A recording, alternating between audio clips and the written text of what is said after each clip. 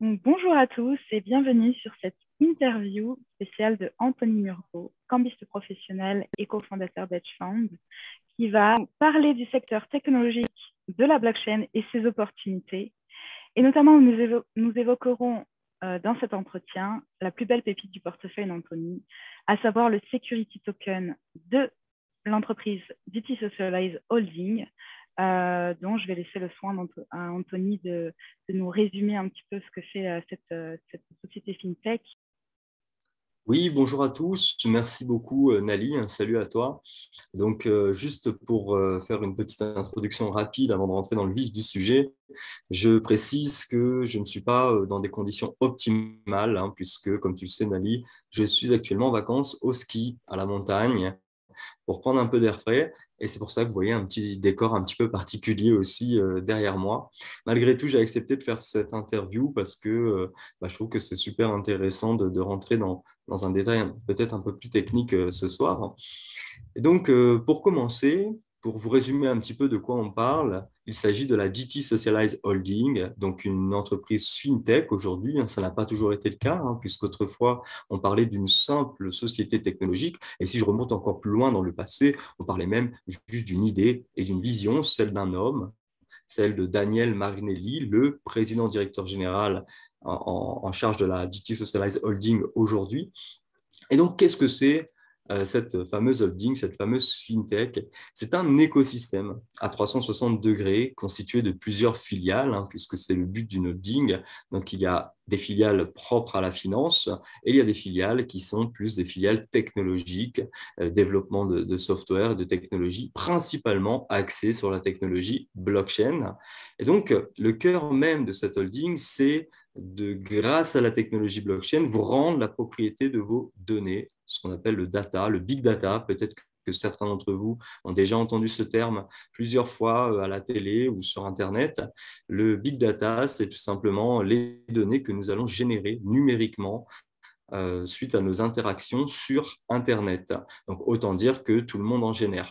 Et donc, cette société vous permet, grâce à la technologie blockchain, de récupérer la propriété de vos données, qui aujourd'hui sont en tout cas décelées à des GAFAM. Ce qu'on appelle des GAFAM, c'est des grandes multinationales comme Facebook, etc. Et du coup, d'augmenter le niveau de notre privacy toujours grâce à cette technologie blockchain, puisqu'aujourd'hui, certains experts s'accordent à dire que ça reste une des technologies les plus cryptées au monde.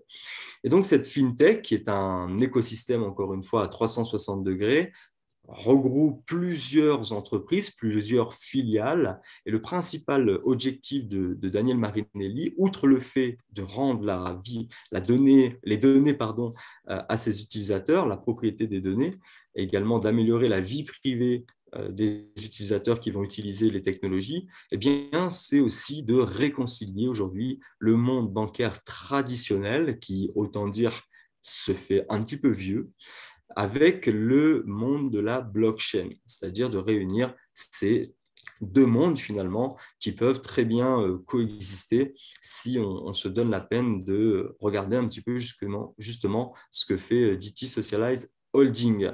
Et du coup, ce qui est bien aussi du point de vue du consommateur public, eh bien, c'est que vous pouvez participer à cette révolution technologique fintech en vous positionnant vous aussi sur le projet, en achetant une des technologies qui est notamment le Security Token DT Circle, assez comparable à une action, même si ici on va parler plus de technologie, dans le cas d'un security token, même d'une part de la société, c'est-à-dire acheter un petit morceau de cette révolution, mais également commencer à acheter les préventes de blockchain phone.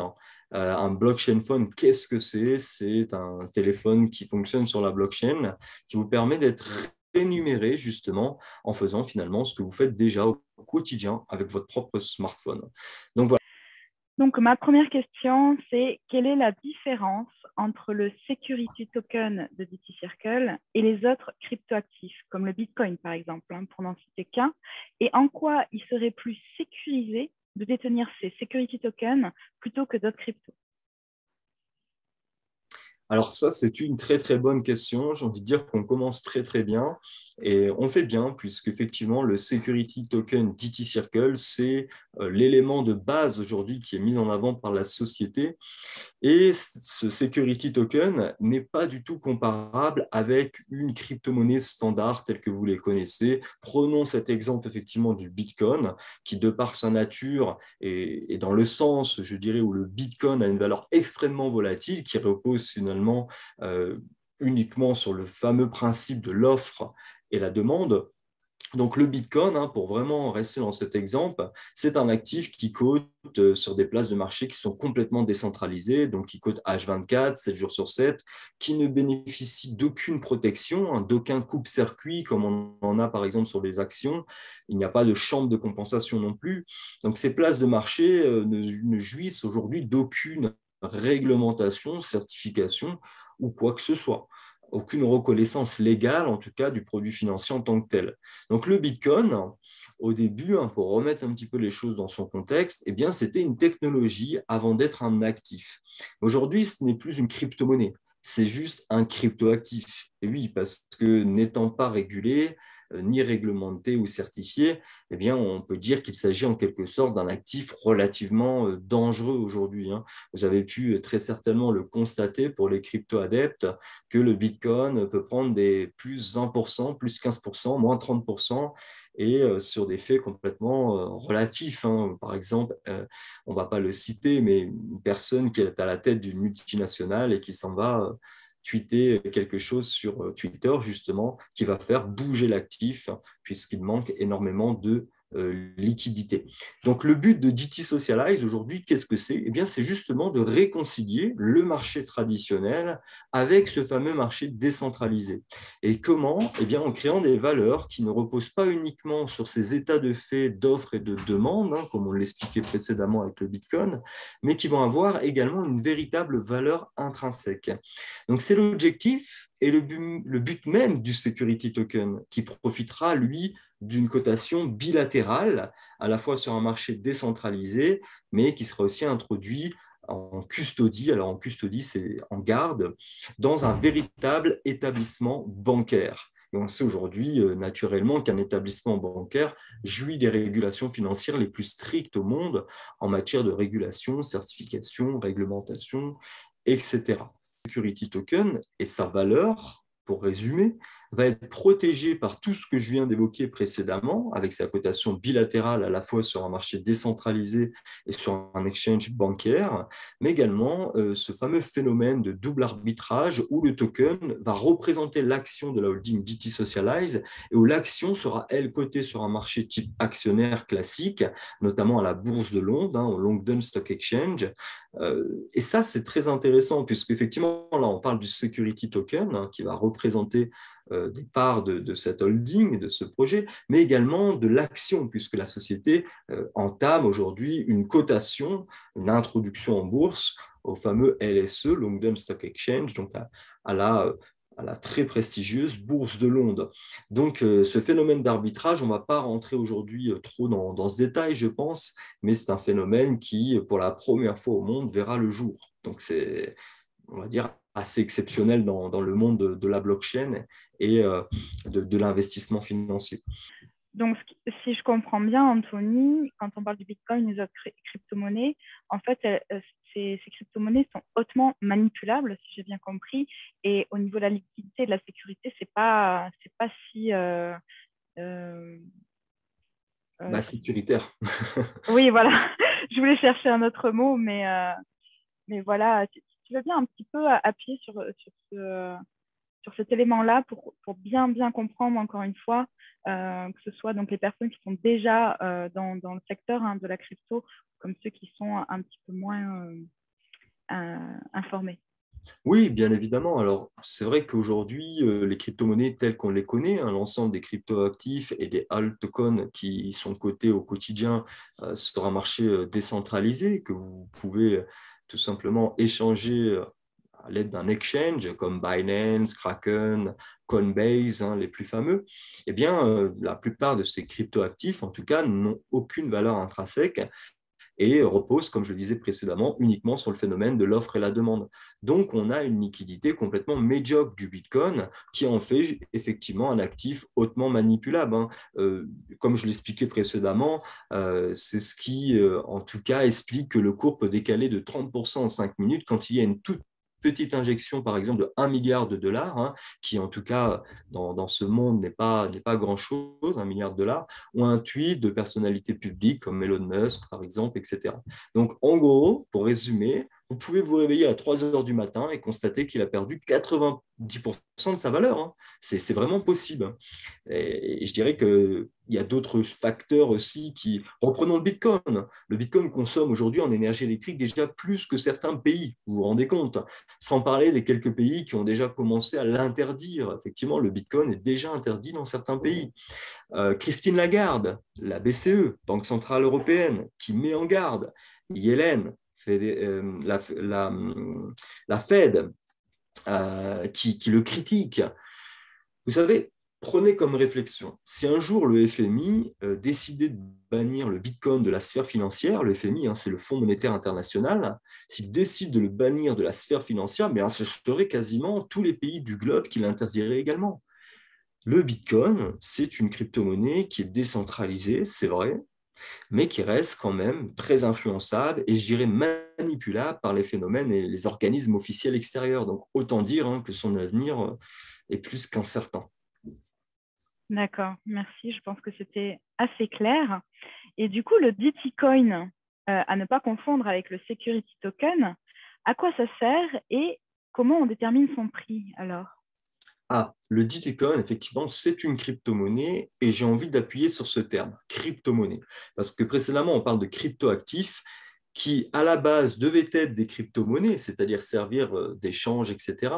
Aujourd'hui, le Bitcoin se veut être véritablement une crypto-monnaie. Alors, il est très important au sein de notre écosystème, l'écosystème de la FinTech, la DT Socialized Holding, puisque le Bitcoin, c'est la monnaie d'échange au sein même de cet écosystème, l'écosystème qu'on va appeler DT Circle. Ça fait beaucoup de mots, je suis désolé, mais j'essaye d'aller au plus simple.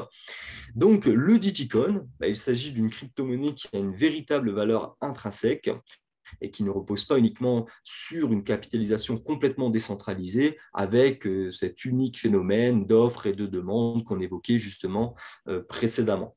Donc, sa valeur au Bitcoin, elle va être toujours en croissance ou alors elle va avoir tendance à se stabiliser. Parce qu'en réalité, cette crypto-monnaie n'a pas l'objectif d'être un produit spéculatif à destination des traders, mais d'être au contraire une véritable monnaie d'échange en tant que telle, avec une capitalisation forcée. Justement, tu parles de capitalisation forcée. Est-ce que tu peux juste légèrement détailler ce que ça veut dire, s'il te plaît?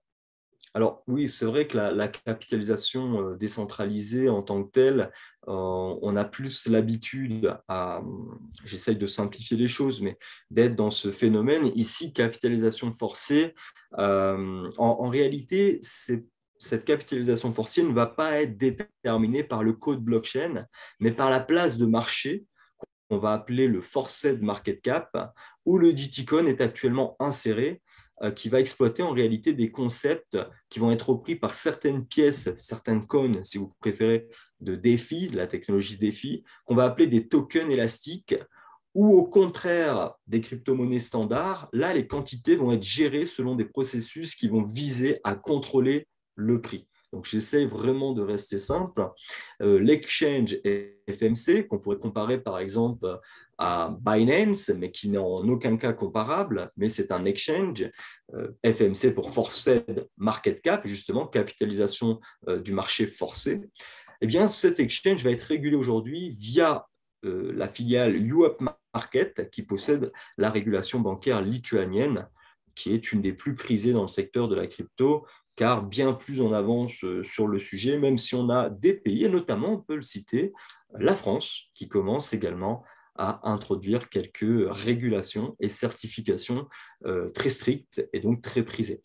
Donc concrètement, ici, pour résumer, ce qu'il faut comprendre surtout, c'est que le Bitcoin a des fondamentaux et une typologie qui n'est actuellement représentée nulle part ailleurs par rapport à d'autres crypto-monnaies. Et d'ailleurs, on parle bien de crypto-monnaie dans le cas du DTCoin, comme je vous le rappelais précédemment. Le DTCoin pour Datacoin, plutôt que de crypto-actifs. On ne va pas parler de crypto-actifs aujourd'hui.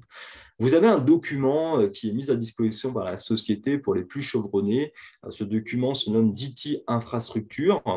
Ce n'est pas le document white paper ou le livre blanc, si vous préférez, qui serait plutôt le descriptif du projet. Mais là, on parle plus du résumé de la façon dont l'infrastructure technologique va être conçue pour atteindre ces objectifs fixés par l'économie des tokens et l'écosystème DT Circle, dont justement le fameux DTCoin fait partie.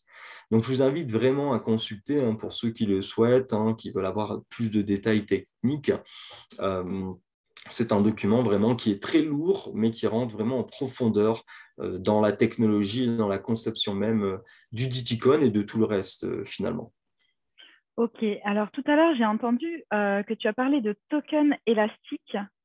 Est-ce que tu peux nous expliquer un petit peu plus ce que c'est? Alors oui, c'est vrai que c'est peu connu justement du grand public parce qu'aujourd'hui, si vous voulez, le DTCoin ainsi que toutes les pièces stables, si vous préférez le terme stablecoin, et justement ces fameux tokens élastiques, ils ne sont pas vraiment idéaux. Ils n'ont pas été pensés pour ceux qui ne jurent que par le trading et l'augmentation de la richesse fiduciaire, c'est-à-dire uniquement faire de la spéculation sur une crypto-monnaie. On va plutôt parler de crypto-actifs. Et en réalité, les personnes qui font de la spéculation pour s'enrichir, s'enrichir sur des fluctuations de mouvement, de prix, etc., eh bien, ils font sans se rendre compte même que cela va affecter précisément le manque d'adoption des crypto-monnaies par les masses, par les commerçants, par exemple, etc., en tant que moyen de paiement. Et en réalité, le fait qu'il y a plus de personnes qui s'intéressent à la spéculation de ces actifs, eh bien, ça va ralentir la propagation de l'utilisation quotidienne des crypto-monnaies. Probablement, à l'avenir, lorsque l'adoption massive conduira les gens à utiliser des crypto-monnaies au quotidien et non à des systèmes de trading pour tirer parti de la propriété de la monnaie fiduciaire, comme je l'expliquais précédemment, eh bien peut-être qu'à ce moment-là, ces systèmes seront certainement réévalués par les communautés d'utilisateurs. Aujourd'hui, on peut dire que précisément parce que les systèmes, en tout cas, ne sont pas très connus, exactement comme c'est le cas avec les fameux tokens élastiques, et parce qu'ils ne se prêtent pas à la spéculation, ils ne sont pas faits pour ceci, eh bien, ils ne sont pas pris en compte par les traders qui vont viser la volatilité plutôt que la stabilité. Et c'est vrai que ce type de choses ralentit justement les phases d'adoption. Aujourd'hui, notre DTCoin, le Datacoin, le montant maximum de DTCoin est attendu à 42 millions. Cependant, il faut comprendre que la génération des data va permettre de racheter les pièces. En réalité, dans le concept, la société, donc la holding DT Socialize, pardon, pour que les gens, en tout cas qui nous regardent, les personnes qui nous regardent, pardon, comprennent bien, eh bien, la holding va générer de par toutes ces technologies. Je vous parlais du blockchain phone tout à l'heure, c'est une des technologies, mais il y en a plusieurs, il y en a vraiment énormément, en tout cas qui vont arriver, eh bien, vont générer du data. Et en réalité, ce data va pouvoir être revendu sur votre consentement. Vous allez pouvoir percevoir une petite part de ce bénéfice si vous acceptez de revendre une partie du data que vous aurez choisi de revendre. Eh bien, les data brokers, vous savez, ceux qui achètent le data, les données, et qui le revendent ensuite à des grossistes qui eux-mêmes vont le revendre à des petites agences qui vont faire du ciblage targeting. C'est tout simplement ces fameuses annonces que vous allez voir dans votre navigateur quand vous allez taper par exemple golf, vous allez revenir 3 jours après, vous allez voir ces fameuses pubs de golf. Eh bien, ce data qui va être acheté par les data brokers ne pourra être acheté qu'en DTCoin. Ça comprend donc que les data brokers vont devoir acheter d'abord du DTCoin, c'est-à-dire la crypto-monnaie, pour pouvoir acheter le data de DT Socialize, qui sera un data plus éthique. Et donc, ceci, le fait de la génération de data qui va permettre de racheter les pièces, les coins, va intervenir dans un processus de burning, de brûlage, directement proportionnel à la quantité des data générées et vendues. Et c'est justement ceci qui va éviter l'inflation de la pièce sur la période. Donc fondamentalement, pour essayer de résumer le plus simplement possible, je suis désolé, plus la communauté va générer de données, plus les pièces vont être soumises à ce qu'on appelle des burnings, c'est-à-dire du brûlage, ce qui va diminuer constamment l'offre. Et si on considère que la génération des données est quotidienne, on génère tous des données quotidiennement, même involontairement, eh bien, on va comprendre aisément que la quantité de pièces en circulation va tout le temps diminuer proportionnellement pour garantir la pérennité de la valeur sur le long terme. J'espère que ce n'était pas trop technique et que c'était au moins compréhensible. Alors oui, c'était un petit peu technique, j'avoue, mais c'est l'idée aussi de cette interview-là, c'est de pouvoir aussi parler légèrement plus technique pour pouvoir vraiment toucher un public du coup un peu plus, on va dire, spécialisé, hein, que ce soit en investissement ou en crypto-monnaie, pour vraiment faire comprendre toutes ces différences et l'innovation que met DigiSocialize sur ce marché-là. Donc, voilà, si vraiment il y aura des questions, je suis sûre qu'il y aura des questions suite à ça, on essaiera d'y répondre au mieux. Donc, si j'ai bien compris, le DigiCoin, qui est la crypto-monnaie, monnaie d'échange au sein de l'écosystème de DigiSocialize, cette crypto-monnaie est actuellement sur le FMC, donc pour Force Market Cap, l'exchange, vraiment spécialisé. Mais du coup, pourquoi il n'est pas coté sur les exchanges classiques également? Et du coup, est-ce qu'on doit s'en inquiéter finalement? C'est une très très bonne question parce qu'en réalité, c'est vrai que c'est la question qui revient le plus souvent. Certaines personnes ont pris la mauvaise habitude d'aller tout simplement regarder sur le cap MarketCon et de regarder si la crypto-monnaie est bien cotée chez tel ou tel exchange, qui finalement sont des exchanges qui, comme je le précisais en début de cette interview, ne jouissent d'aucune régulation aujourd'hui, hein, si ne serait-ce qu'ils ont le monopole sur cet effet de buzz des crypto-monnaies, du marché des crypto-monnaies. Donc, est-ce qu'on doit s'en inquiéter? Pas du tout. Bien au contraire, on ne doit pas du tout s'en inquiéter. On devrait plus s'en inquiéter s'il serait coté sur Binance ou ces fameux exchanges, encore une fois, non réglementés. Le DigiCoin, clairement, ne peut pas être encore coté sur les exchanges les plus connus, les plus fameux, hein, ceux que les investisseurs crypto, comme je le disais précédemment, aiment prendre comme source fiable, entre guillemets, pour déterminer le potentiel d'un projet. Même si, encore une fois, et je le répéterai jamais assez, ces exchanges ne disposent d'aucune réglementation, régulation ni certification. J'entends bien Binance, Kraken et compagnie, parce que ces exchanges n'ont pas, en tout cas encore, les fondamentaux requis pour pouvoir accepter ce type de crypto-monnaie comme est défini le DigiCoin, comme est définie la typologie du DigiCoin. Donc, ce n'est aujourd'hui pas possible d'intégrer ces crypto-monnaies sur les exchanges tels que vous les connaissez comme Binance et autres, pour la simple et bonne raison qu'en réalité, ces exchanges, vous l'aurez compris, ne visent pas la stabilité des coins, des crypto-monnaies, mais veulent en tout cas réunir des communautés de traders pour créer de la liquidité par l'intermédiaire du phénomène de l'offre et la demande. Donc, ça, c'est vraiment un point important à comprendre, hein. Tu l'as bien, en tout cas, tu as bien fait de poser la question, Nali, parce que la société aujourd'hui, elle développe quelque chose qui est unique au monde. Un peu comme l'essor du Bitcoin il y a quelques années, sa technologie aujourd'hui, celle du DigiCoin, est très peu connue. Elle est basée sur la technologie des tokens élastiques. Et globalement, son rôle, ce n'est pas de faire des crypto-monnaies des crypto-actifs, mais véritablement des crypto-monnaies d'échange dont la valeur va être stable, qu'on pourrait par exemple apparenter, comme je le disais précédemment également, à un stablecoin, même si ce n'en est pas un. Ça, je le précise bien, le DigiCoin n'est pas un stablecoin. Et donc, le fait de vouloir véritablement créer des crypto-monnaies d'échange dont la valeur va être stable va permettre d'aller en tout cas dans le sens primaire des crypto-monnaies. À l'origine, le Bitcoin avait été créé pour ça, jusqu'à ce que les baleines, hein, les baleines, c'est les gros investisseurs, s'en emparent et en fassent un produit spéculatif finalement.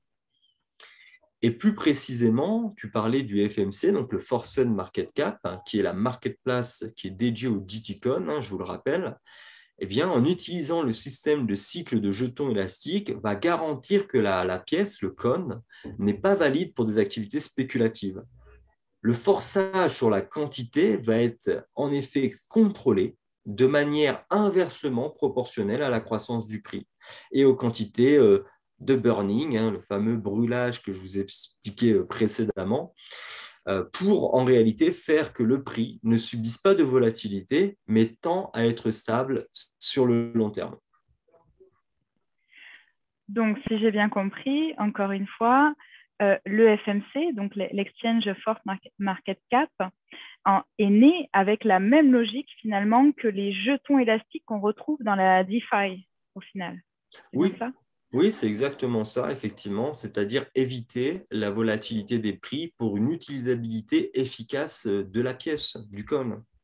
Et cependant, précisément parce que la plupart des personnes sont habituées, encore une fois, à penser trading en exploitant les fameuses fluctuations de prix à forte volatilité, hein, surtout sur les cryptos, on l'a vu récemment, eh bien, il est peu probable que ces personnes soient déjà ouvertes d'esprit ou prêtes, si vous préférez, à intégrer pour le moment la conception de systèmes visant la stabilité et la lutte contre l'inflation. En tout cas, ça, c'est mon avis, bien évidemment. Et parce que, en effet, c'est inversement proportionnel au volume, et au fur et à mesure que les volumes d'échange augmentent, la valeur de la pièce se stabilise en intervenant sur les quantités introduites dans le cercle et sur le burning. Ce qui va contribuer tout le temps, si vous avez suivi le raisonnement, à faire en sorte que le prix de la pièce ait tendance à être stable et donc beaucoup plus utilisable en activité quotidienne. Par exemple, un commerçant aujourd'hui qui voudrait vendre une télévision, eh bien, imaginez qu'il propose le système ou moyen de paiement Bitcoin. Ce commerçant, il va vendre sa télévision 500 euros. Peut-être qu'entre-temps, quand le consommateur va lui payer sa télévision, le commerçant aura reçu non plus 500 euros, le temps qu'il fasse la conversion en euros, mais il aura reçu pour l'équivalent de 200 euros parce que le Bitcoin est très instable et il aura déjà perdu de sa valeur. Là, ce n'est pas le cas avec le Digicoin qui sera vraiment, en tout cas, utilisable même dans des activités commerçantes. D'accord, ok.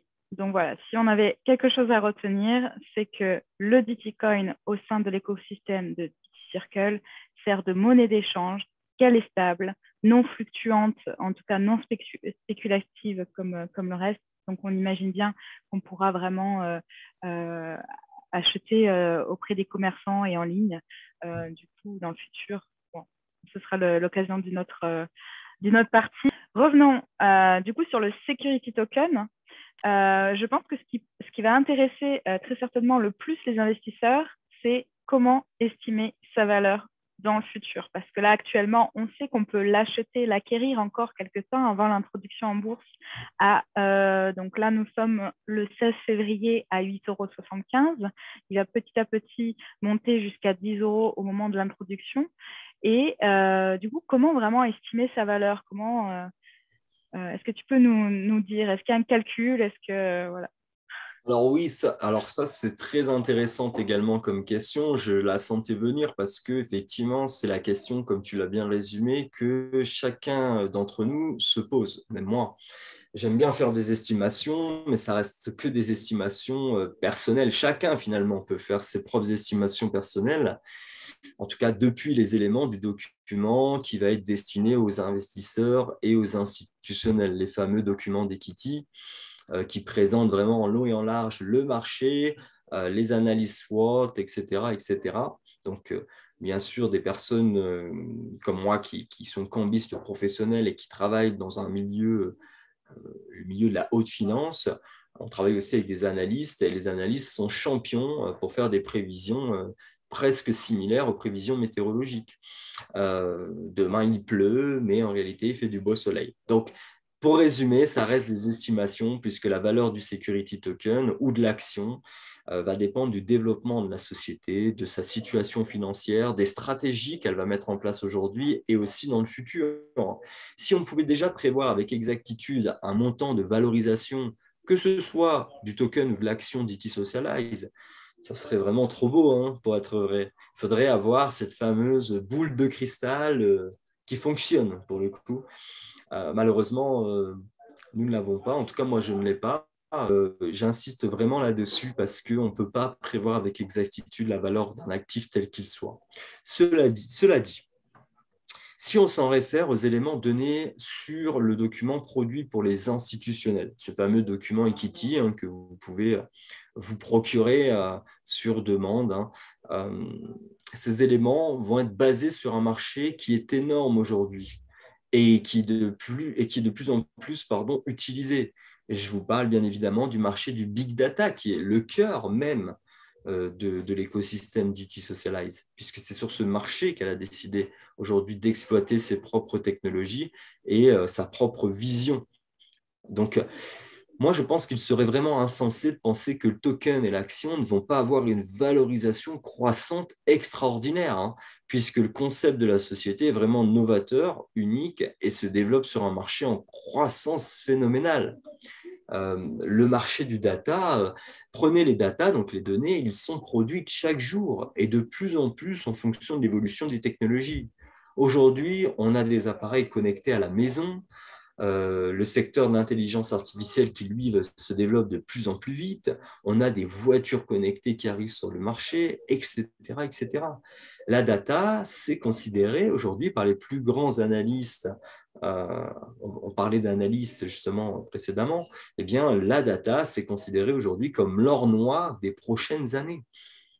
C'est pas pour rien que les fameuses GAFAM, je peux en citer quelques-unes, Google, Facebook, Amazon, Sony, et j'en passe, font la majeure partie de leurs bénéfices sur ce marché, en revendant les données de leurs utilisateurs. Facebook, l'année dernière, c'est plus de 82 milliards de bénéfices juste en revendant les datas de ses utilisateurs au sein de son réseau social. C'est énorme. Donc, faire une estimation précise à communiquer au public, on ne peut pas. En tout cas, moi, je ne peux pas. Mais on peut dire, en tout cas, que l'ascendance va être exceptionnelle au vu de tous ces éléments de compréhension. Le commissionnement, par exemple, pour les détenteurs de security token sera extrêmement rentable parce qu'effectivement, le security token, ce n'est pas une action, donc il ne nous reverse pas des dividendes, mais il nous reverse quand même des commissions au même principe presque similaire que l'action. Et ce commissionnement, pour moi, sera extrêmement rentable parce que si on se base encore une fois sur le plus gros marché au monde, celui de la big data, et que l'on comprend le concept même de la valorisation du security token, eh bien, on comprend que pour les 30 prochaines années, il sera qu'en croissance constante et régulière, quoi. Ok, super, merci. Donc, pas de chiffre précis, encore une fois. De toute manière, on sait que c'est toujours un peu dangereux de donner des précisions précises, notamment quand on est sur un secteur novateur comme ça et sur un énorme secteur tel que le big data. Justement, est-ce que tu peux, pour vraiment avoir un ordre d'idée, nous donner un peu plus de précision sur ce marché-là, donner quelques données en comparative, notamment?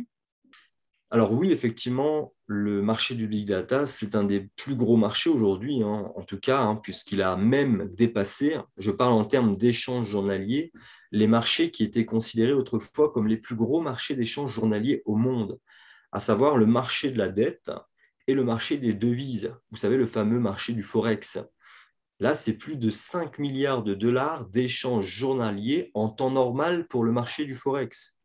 Et pourtant, ces marchés existent depuis la nuit des temps. Aujourd'hui, le marché du big data a déjà dépassé, en tout cas, il représente plus de 10 fois plus d'échanges journaliers, alors que le marché du big data, lui, est tout jeune. Ça fait à peine 30 ans qu'Internet existe. Donc, qu'est-ce que ça sera, dans les 30 prochaines années, justement, quand on sait que la technologie ne cesse d'évoluer et que l'on produira donc de plus en plus de données au fur et à mesure du temps qui passe. C'est ça la question à se poser. Oui, effectivement, Anthony, finalement, tu le dis, c'est la question à se poser, plus que exactement combien ça va rapporter, est-ce que ça vaut vraiment le coup, etc. On le voit clairement avec ce que tu dis, que oui, ça va être rentable, oui, ça vaut le coup. De combien exactement, est-ce que dans 6 mois, dans un an, est-ce que vraiment c'est important quand en tout cas, pour les personnes qui souhaitent placer sur du long terme, sur de moyen à long terme. Donc voilà, et comme tu l'as dit tout à l'heure, on sort vraiment de l'activité favorite des personnes donc des traders notamment, des personnes qui spéculent sur quelque chose de volatile, qui est très bien aussi, hein, mais c'est juste qu'on n'est pas du tout sur la même stratégie. Tout à l'heure, tu as évoqué rapidement le fait que le security token représente l'action. Du coup, DT Socialize, est-ce que tu peux juste appuyer sur la différence finalement entre cette action-là, donc de DT Socialize qui va entrer en bourse, et le security token, du coup, qui est cette technologie? D'accord, en termes de rémunération. Oui, du coup, en termes de rémunération, pardon. D'accord. Alors, ce qui va différencier principalement le security token de l'action, c'est que globalement, le prix de l'action, lui, est censé être la représentation de la santé économique de la société. Mais sa valeur, la valeur de l'action, elle est aussi influencée par beaucoup de facteurs extérieurs, dont la macro et la microéconomie. Sa variation, elle peut être donc plus volatile et moins stable, contrairement au token. Quand je parle de macro ou microéconomie, on peut avoir par exemple une société d'import de céréales et finalement un pays augmente ses prix sur les denrées, etc. Et tous ces petits détails vont influencer naturellement l'activité principale de la société. Donc aujourd'hui, DT Socialized Holding n'importe pas des céréales. Bien entendu, c'est un exemple pour vous faire comprendre. Et donc, le token, lui, va être, on va dire, un peu plus stable, contrairement à l'action. De même, je ne l'ai pas précisé, mais les actions vous permettent de percevoir des dividendes, alors que le security token, lui, a un reversement de commission qui est bien défini par un calcul propre à la société, qui est celui du fameux fractionnement des 100 millions de tokens mis à disposition. Donc là, je parle des 30% de bénéfices générés par DT Socialized Holding et toutes ses filiales, finalement, qui vont être divisées par les 100 millions de tokens pour avoir le montant par token possédé. Donc, quand j'entends 100 millions de tokens, c'est parce que la société, donc DT Socialized Holding, a fractionné en tout cas son écosystème en 100 millions de tokens. Est-ce que c'est clair? C'est plutôt clair, merci. Justement, une dernière petite précision sur le token, le security token. Il est vendu avec une période de lock-up, plus ou moins grande d'ailleurs en fonction du montant investi. Est-ce que tu peux nous expliquer quelle est cette stratégie et qu'est-ce que c'est exactement cette période de lock-up? Alors, le mot stratégie me plaît bien parce que c'est vraiment cela, c'est-à-dire une stratégie à proprement parler. Ici, on parle de lock-up, on pourrait apparenter ça à du staking.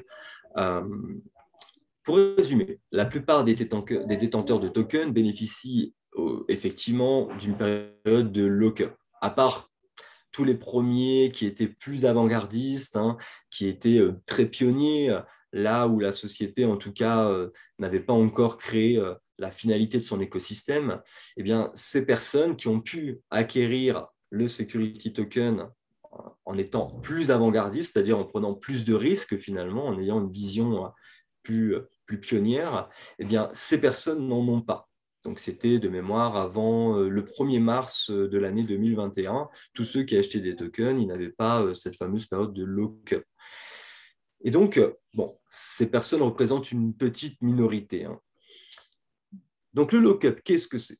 C'est une période, je dirais, pendant laquelle il n'est pas possible de revendre le token ni de recevoir les commissions associées. Alors, ces commissions, je rassure tout de suite les personnes qui nous écoutent, elles ne sont pas perdues, elles s'accumulent et elles seront payées aux détenteurs de tokens au prochain commissionnement prévu après la période de lock-up. D'accord? Il n'y a aucune perte de commission, en tout cas, pendant cette période de lock-up. Donc, le lock-up, à quoi il sert exactement? Il va servir premièrement à éviter le fameux phénomène de pump and dump et de buzz. Vous savez, les fameux pump and dump, littéralement, on peut traduire ça par montée et redescente aussitôt. Phénomène d'euphorie, une nouvelle crypto arrive sur le marché, ouh, c'est trop bien, on va l'acheter en masse. Donc, c'est ce que vont faire la plupart des utilisateurs et même dans la plupart des cas les baleines. Ça va faire monter artificiellement le prix pour qu'ensuite il revienne finalement à son équilibre et qu'il efface toute sa montée précédente, ce qu'on appelle le phénomène de pump and dump.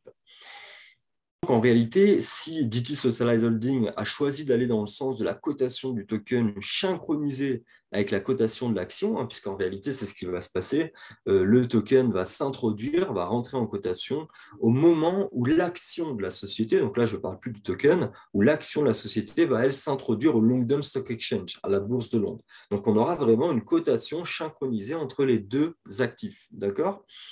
Eh bien, ça va permettre, hein, au passage, je fais un rappel, mais ça va permettre de bénéficier de ce fameux phénomène d'arbitrage qu'on n'a pas vraiment expliqué dans cette interview, puisque ce serait assez long, mais je vais tenter en tout cas de le faire quand même pour que vous ayez un minimum de compréhension.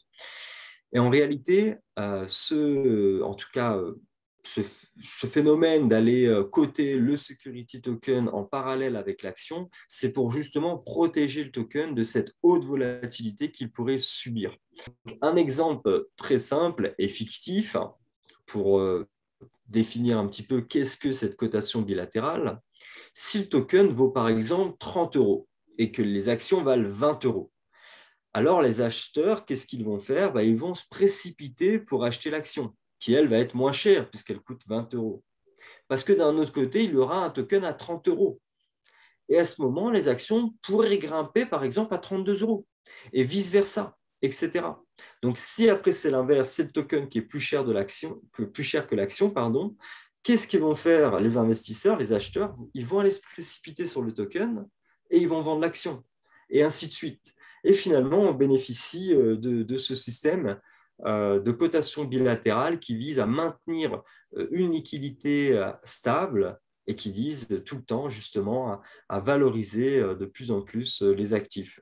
Donc le lock-up, pour en revenir à ça, lui, il va permettre également d'éduquer les personnes dans le sens où ça va leur permettre, étant donné qu'ils ne pourront pas le revendre tout de suite, eh bien, de se rendre compte et surtout prendre conscience de ce que le token va leur rapporter en commission finalement. Quand il y a prise de conscience, les personnes vont naturellement se dire pourquoi je vais me débarrasser de quelque chose qui me rapporte des commissions de manière conséquente et de manière également constante et régulière. Moi, je ne sais pas ce que tu en penses, Nali, mais je crois que personne ne voudrait se séparer de quelque chose qui le rémunère et qui n'ira qu'en croissance. Est-ce que j'ai tort ? Non, je ne peux pas te contredire là. Malheureusement. En réalité, ce qu'il faut comprendre, pour résumer, c'est que ce système de lock-up, il vise à conserver la bonne liquidité, la bonne stabilité de la volatilité du token et de l'action par rapport à ce phénomène, ce fameux phénomène de double arbitrage et de cotation bilatérale, qui, en tout cas, verra le jour pour la première fois au monde. Hein. Je tiens quand même à le rappeler parce que c'est quand même assez exceptionnel. Même l'institution italienne, hein, pour vous dire, quand le projet leur a été présenté par Daniel Marinelli, avait du mal à comprendre. Et quand ils ont finalement compris, pourtant ce sont des professionnels hein, de la finance, quand ils ont finalement compris, ils se sont dit, mais ça c'est super, c'est quelque chose de génial finalement. Donc c'est pour vous faire comprendre qu'on est vraiment dans un concept ultra novateur. Hein. D'accord. Merci beaucoup, Anthony. Et j'espère que ça rassurera aussi les personnes qui ont l'impression de ne pas forcément de se mélanger ou de ne pas forcément comprendre. Voilà, c'est vrai que je t'ai déjà entendu à plusieurs reprises par le passé dire que des personnes qui sont quand même, alors soit vraiment des professionnels dans la crypto ou dans la finance, à un moment donné, ne pas forcément comprendre de premier abord, en fait, sur certains points, en tout cas, de ce projet-là et qui finalement, bien sûr, on finit par comprendre. Mais voilà, c'est rassurant, je pense, pour même monsieur, madame, tout le monde, de voir que voilà, on n'est pas forcément tout seul, on ne peut pas se sentir bête, en tout cas, de ne pas tout comprendre. Même là, aujourd'hui, je pense que je ne serais pas capable de répéter tout ce que tu as dit, par exemple. Je comprends l'essentiel, mais voilà.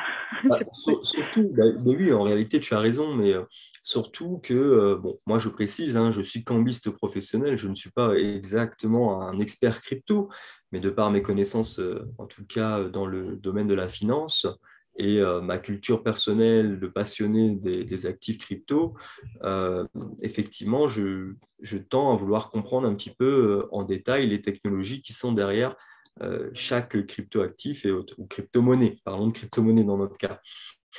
Mais c'est vrai, tu vois, que si on remonte un petit peu dans le passé, le Bitcoin, par exemple, à son essor, tout le monde le critiquait. Et pour autant dire, pas seulement madame et monsieur tout le monde, mais des véritables professionnels de la finance qui appelaient cela un scam.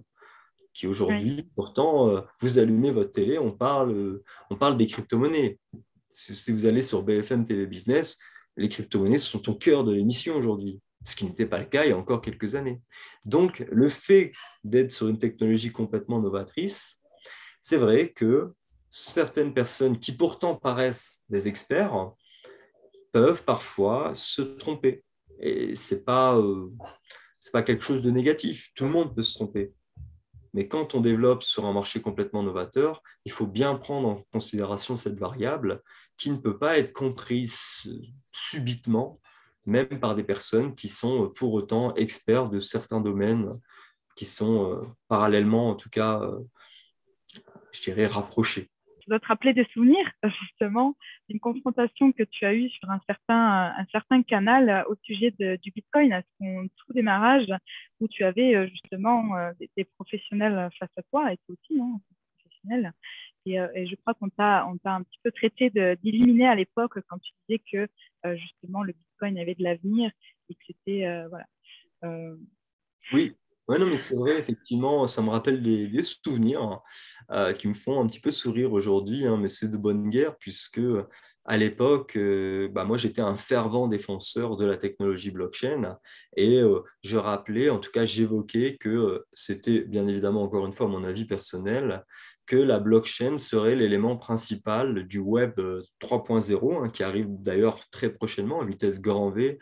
Vous avez très certainement vu on va dire, le buzz autour des métaverses qui font partie de ce web 3.0 et qui se développent principalement grâce à la blockchain.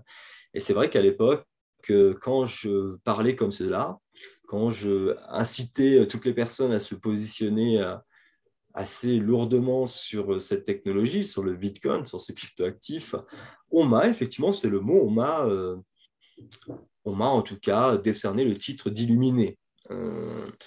Mais aujourd'hui, il en est tout autre. Donc oui, on peut se tromper, même si on est des experts de tel ou tel domaine, de la finance même, on peut se tromper. Donc c'est un bon exemple et effectivement, c'est un bon souvenir à rappeler puisque même si on est un grand expert, on peut aujourd'hui ne pas comprendre sur quelle voie développe DT Socialized Holding, qui pour moi est la prochaine génération de buzz dans l'élément du Web 3.0 avec la blockchain, comme l'aura été le Bitcoin il y a quelques années. J'espère cette fois-ci, en tout cas, qu'on me décernera un titre un peu plus glorieux que celui d'Illuminé.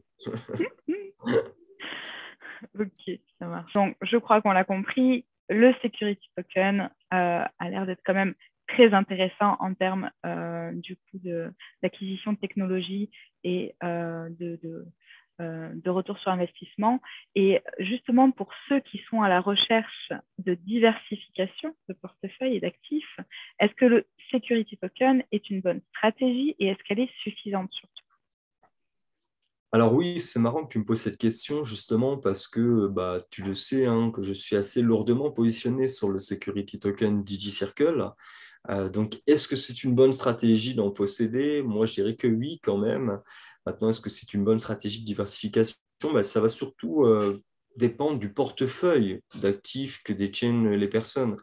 Si une personne détient uniquement un portefeuille d'actifs qui, en tout cas, s'articule autour du contexte de la blockchain, je dirais que ce n'est pas forcément une diversification des plus intelligentes.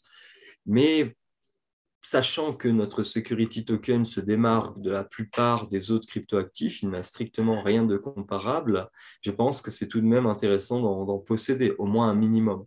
Et de plus, quand on comprend que la DTS Circle Bank, qui est la banque d'affaires de la holding, puisque la holding a même sa propre banque d'affaires, donc ça c'est très important de le souligner, je pense, ça prouve à quel point la holding s'est engagée sur le territoire financier, elle a dû se confronter à des audits, à des certifications, des réglementations.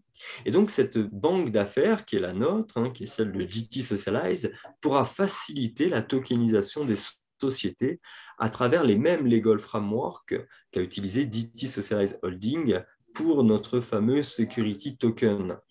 Donc, c'est-à-dire le même schéma, un security token qui va être mis en custodie dans une institution bancaire dont la valeur va être certifiée par la banque et intrinsèquement liée à sa valeur représentative dans le monde réel, qui va pouvoir également profiter d'une cotation bilatérale à la fois sur le marché actionnaire et sur le marché du token, en tout cas si le contexte, bien évidemment, s'y prête favorablement.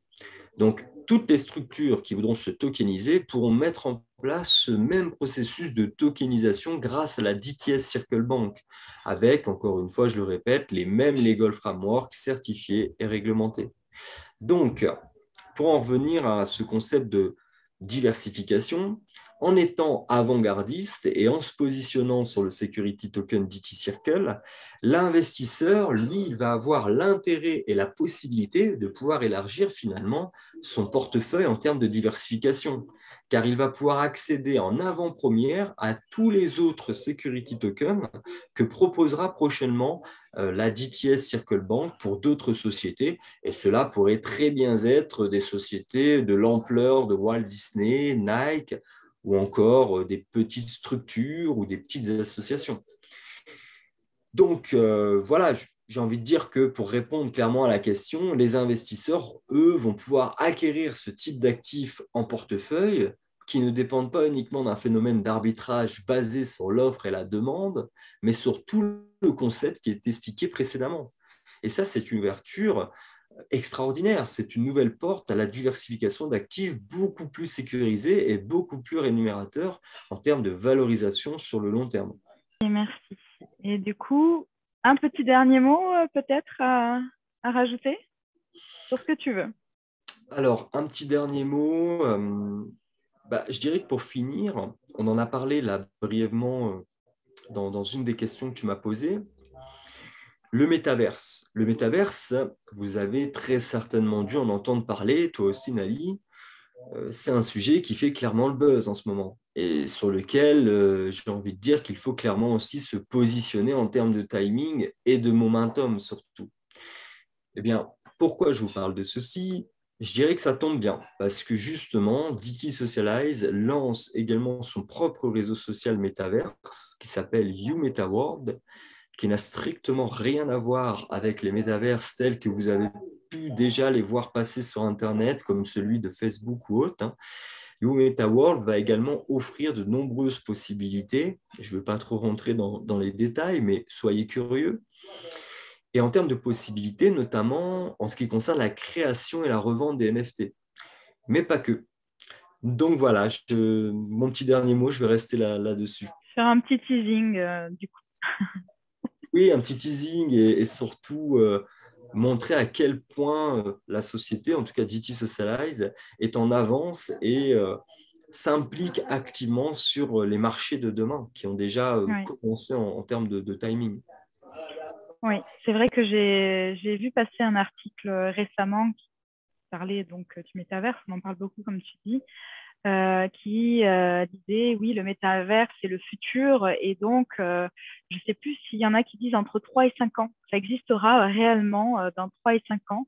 Et du coup, ça me fait sourire parce que je pense que justement, DT Socialize, qui est toute nouvelle pourtant sur le marché de la blockchain, va pouvoir je pense, en tout cas, ne pas me tromper en disant qu'on pourra sortir ce métaverse, YouMetaWorld, avant ces 5 années-là, n'est-ce pas? Oui, d'ailleurs, il a déjà été testé dans sa version bêta, la plus simpliste possible, qui a déjà réuni une belle communauté d'utilisateurs et d'investisseurs aussi, puisque le fameux token YouMetaWorld est également à disposition. En tout cas pour ceux qui sont intéressés d'investir sur ce métaverse un petit peu particulier. Mais tu as clairement raison en disant que dans les 3 à 5 prochaines années, en tout cas, le métaverse aura déjà pris une ampleur beaucoup plus marqué qu'il l'est aujourd'hui. Et rappelons aussi que DT Socialize Holding travaillait déjà sur son métaverse 1 an avant qu'on en parle, avant que ça fasse le buzz partout sur Internet. D'où, encore une fois, le fait que je rappelle peut-être un peu trop que la société, et c'est ce pourquoi je me suis positionné aussi dessus, est en avance sur de nombreux secteurs qui touchent à la blockchain et au futur du Web 3.0 de demain. Ok.